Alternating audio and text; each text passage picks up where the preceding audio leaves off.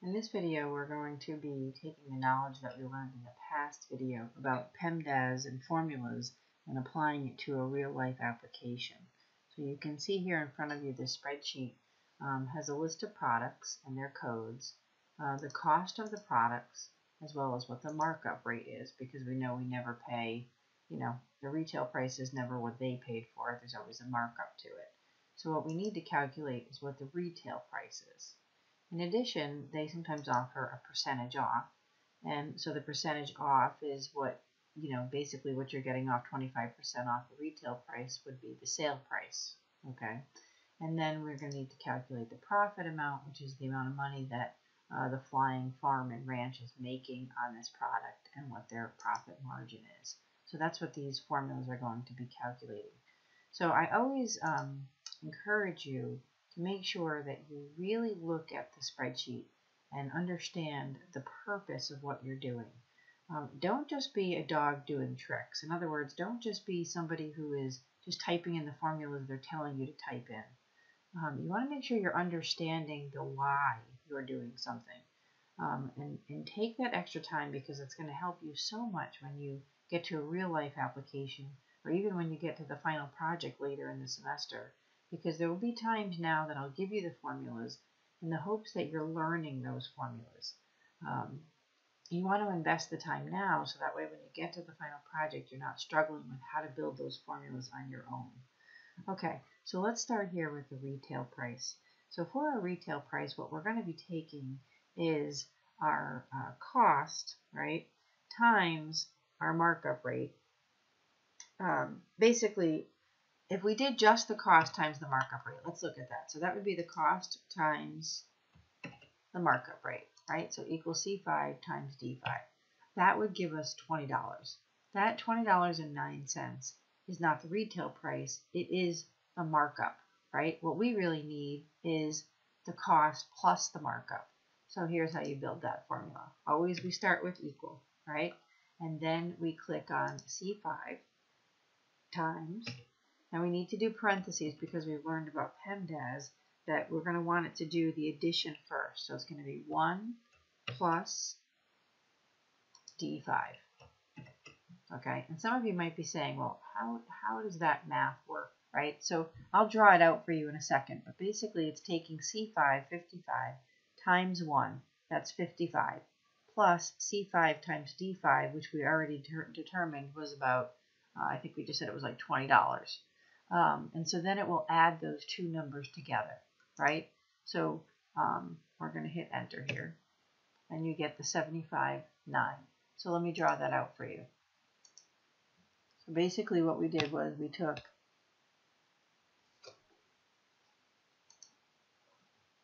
equal. Nope, it's not letting me draw it. How come? Hold on. My draw doesn't want to work. There you go. Okay, equal C5, right, times, and then we did parentheses, 1 plus D6. Okay, and the reason for that is what it's doing is it's taking C5 times 1, right? So C5 times 1 is basically 55, right? 55. And then plus C5 times D6, which is 55 times 38, which we said was about 20.9, right? So it's taking C5 plus D6 and putting it there. And then, it's adding the two together because of our plus there. And so we're getting 75.9. Oh, that's a terrible 9, but you get the general gist there. Okay, drawing on the screen is not exactly easy. Okay, so hopefully you kind of understand that math. It just takes, because of those parentheses. Otherwise, if we didn't have the parentheses, let's take a peek at that. Let's take a peek at what that would look like. So let me erase all of this, and I'll show you the difference.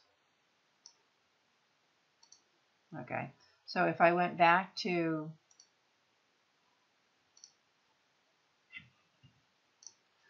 here and I took out my parentheses, then what it's going to do is it's going to do the multiplication first. So it's going to do C5 times 1, which is 55, and then just do plus D5. So we're going to end up getting 55.38. See it? 55.38. So by putting those parentheses in, basically you're ensuring that C5 is going to be multiplied by both the 1 and the D5, right? Okay. So now here's the cool thing. We learned about fill when we did our code. We learned that in an earlier video where we could take like January and fill it down to February, March, April, where we could take a logical sequence like this and fill it down. So when we look at this formula, which is C5 times 1 plus D5, right? If we were to fill this down, we wonder what would happen, right? Would C5 become C6? Would D5 become D6? And the answer is yes, it would, because of something called relative cell referencing. Relative to what you're referencing here, if you skip down one row, it's going to add 1 to your row reference. So it's going to make C5 C6 and D5 D6, which is exactly what we would want here for our mohair roper cinch. Okay, so let's take a peek at this. So here's our fill handle. We learned that because we have text to the left here, if we double click our fill handle, it will fill only as far down as row 10. And so sure enough, it does. And now we want to always verify and look at the formula. So I double click so that I can really look at the formula here. And I see that sure enough, it changed it to C6 and D6. Okay. And if I want to look at all the formulas, remember I could go to formulas and show formulas. And I have to scroll over a little bit. But basically, I can see that it changed it all the way down. So it made it C5, C6, C7, 8, 9, 10. Same thing with D5 all the way down. And again, that's because of relative cell referencing. Okay, so let's go to our next formula. So our sale price formula here, what we want to take is our retail price and subtract out what our percentage off would be. So we know that if we want to know what our percentage off in dollar value would be, right, we would be taking equal retail price times percent off, right? That's saying that basically we're taking $18.97 off of our $75.09, right? So right now we're just calculating how much off, but we need to basically subtract that number from E6. So I'm going to go up here and I'm actually going to add E6 to it, not E6, sorry, E5 to it, and minus. So it's E5, the retail price, minus the retail price times the percentage off. Do I need parentheses in this example? Well, I want it to do the multiplication first because I want it to do that retail price times the percent off, right? So I actually don't need it because it is going to do that multiplication first and then subtract it out, right? So I get that number. Now, if I put parentheses in, the question is, would it matter? In this case, it really wouldn't matter because it's going to do it first. But if that makes more sense to you to have them in there because you know you want it to do that first, you can put them in. It's not going to hurt anything. It's just kind of a waste of effort. It's not needed, but I'll do it here just so that you can see that that it does calculate out to be the same price. You want to be careful when you're doing greater that you only do what's necessary as far as parentheses are concerned. Okay, so you can see here we filled it down and it changed all of my references to row 5 to 6, 7, 8, 9, 10, all the way down, right? Okay, so now I'm going to go over to my profit amount. My profit amount is kind of easy, right? My profit amount, if we sell it at the sale price, would be the sale price minus how much it costs to make it. Our cost to make it is over here in cell C5. So here I am. I'm going to do equal. And I'm going to, now watch how I'm not typing in, you're not seeing me, but I'm using my mouse every time I reference these cells. I do not use the keyboard at all. I could type it in using the keyboard, but you're far more likely to make a mistake doing it that way. You're better off really thinking about what you're doing and saying, okay, I'm going to point to it. I want the sale price minus the cost. Okay, and that will tell me how much profit I'm making. Not making a ton of profit on this one, right? Now we can fill this down.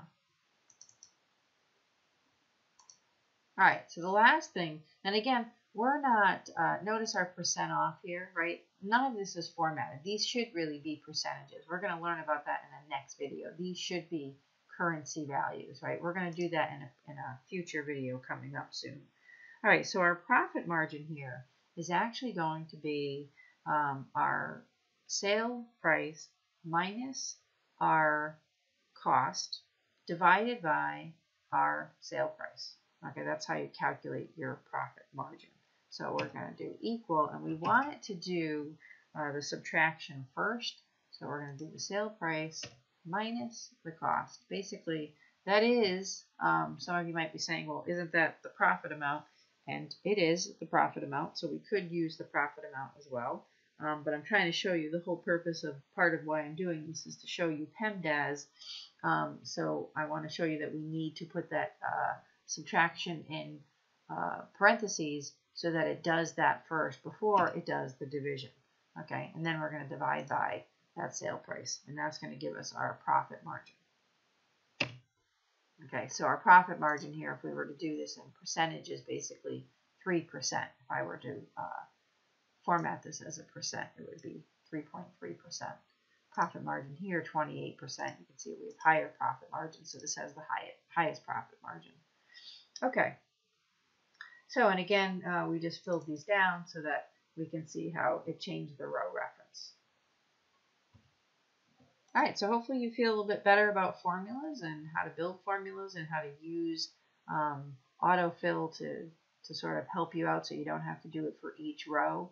What I actually recommend you do is that if you're feeling uncomfortable with formulas and you need to practice them, is to do them for a few rows, and then once you feel like you have it down, then fill in the rest. Okay, so or watch this video multiple times until you feel you got it. Good luck.